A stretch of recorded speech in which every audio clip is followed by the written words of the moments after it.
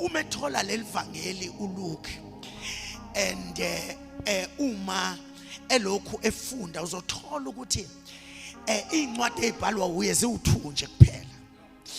Eyokuqala ivangeli lika Luke and kwakuyincwadi ilokhu igospel to ka Luke kwakuyincwadi ebhalelwe uTheophilus. Umemqala nje uTheophilus umqala ngezinto ezididi science. Uthi hey uma lento kodwa nikhona abazalwane ningilalele kahle. Uma ku chapter number 1 uthi kwakukhona umama la wayesemdala igama lakhe liuElizabeth. Lo mama wayenendoda elala nayo njalo.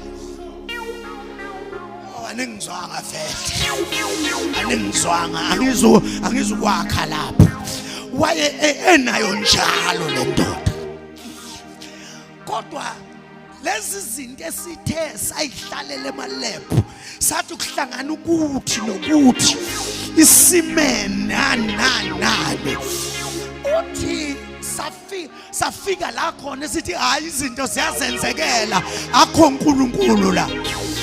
Uthi lo mama lo wayenendoda njalo enza lento njalo kodwa wahluleka ukuba nengane. Enza into i-application yengane yenza njalo kodwa so uthi ke kwaze kwathi ngelinye ilanga wafela kwafika ingelosi yathi uzozala. Ayisasho nokuthi uzolala bese ithi uzozala. Ngoba lozo mzalo kufanele ahambe phambi kaJesu. I'm paraphrasing. Amemezele nje ukuthi umkhulu ozayo nisekhona bazalwane.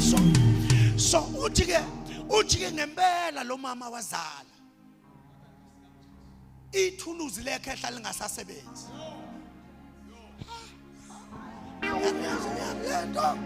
Angaze ngiyaphi. Uthi ngempela lesalukazi sazala mfowethu Theophilus sazala lesalukazi. Sizalwa nje sizala lesalukazi sizaliswa yisu. Imessage eqhamuka phezulu yavula isibeletho esesathungwa kwathiwa kuphelile ngaso sazala. Zale salukazi lento izalisa izalukazi manje iBhayibheli lithi ke iBhayibheli wayeseyishiya leyo ndaba wayesethi khona nentombazana le ntombazana ayikashadi se-engaged ayikaze yonilale. Wayesethi nakuyo futhi kwafika ingelosi nakuyo yathi uzozala. Wayesethi engathi khona amanye amandla that we missed in our studies.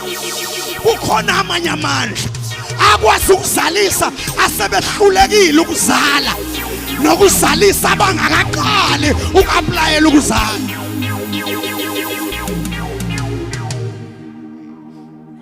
Uyithatha nje uyisa scientifically ukuze acabange lo muntu okuthiwa uTheophilus. Uzobona uma eseyoyivala le ekaLuke eseyoyivala ku chapter number 24 which is the last chapter.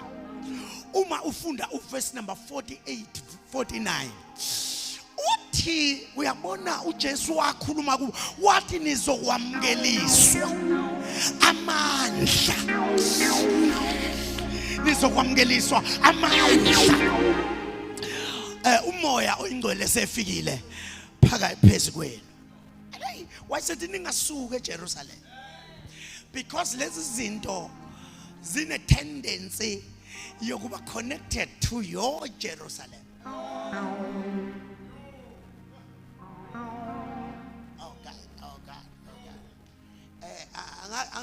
can I really go deep here? So abeseke lo bhuti lo ezobhala yesibili incwadi usayibhalela yena uTheophilus. Asimuzi uTheophilus noma waphenduka noma yena wama kulento yakhe waze wafa. Siyambhalela. Uma sembhalela ke uveza 3 kinds of power. Nisekhona 3 kinds of power. Okufuneka wazi ukuthi uyabona lento yokukhula ekukholweni into ezokwenzeka ngenkani uma uke wafika kulamandla u4.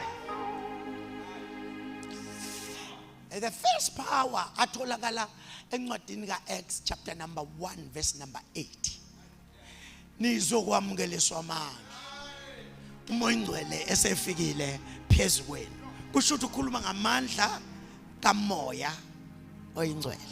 Amandla that we pick up in the book of Acts. The second power atholakala ku chapter number 3. Umqala verse 1 uzofika verse 9. Uzothola la lethi Bible kwakukhona isishosha.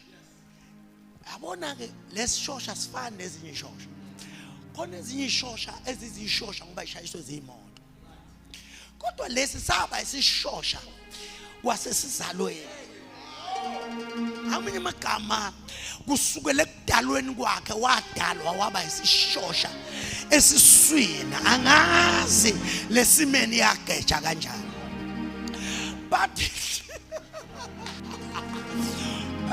But uthi sazalwa lesishosha siyisishosha and futhi sazi naso ukuthi siyisishosha. Usuku nosuku sasibekwa etempelini ngasemnyango omuhle ukuze singalindi ukuphiliswa kodwa silinde ukuphiwa imali ukuze sikwazi ukuphila noma sisishosha. Okay. Are you still with me, bazalwane? So now this power uma kufika lamadoda athi sibheke nayo wathemba ukuthi sengasathi ngizothola imali engajwayele ukuyithola.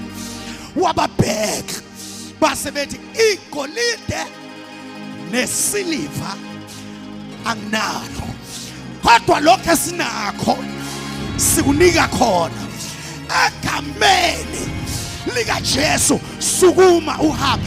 Amanye amagama ubushosha owaba nakho udalwa kukhona amanye amandla adlulaye ngalena